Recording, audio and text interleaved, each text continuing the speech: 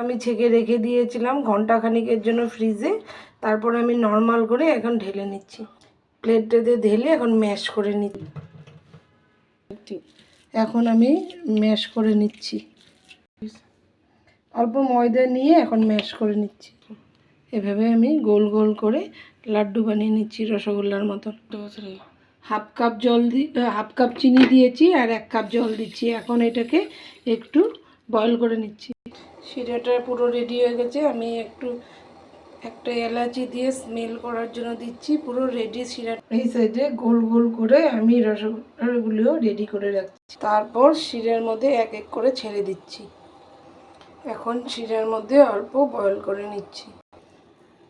এখন পুরো রেডি হয়ে গেছে, দেখো ফুলে ডাবল হয়ে গেছে রসগোল্লাগুলো। বাড়িতে বানিয়ে ফেললাম রসগোল্লা। আধা ঘন্টা শিরার মধ্যে রেখে দিচ্ছি। এখন ডবল হয়ে গেছে, পরে বের করে তোমাদের দেখাচ্ছি। পুরো রেডি বাড়িতে বানানো রসগোল্লা, খেতে খুব টেস্টি হয়েছে। চলো আবার দেখা হবে তোমাদের সাথে। ভালো থেকো বন্ধুরা, টাটা।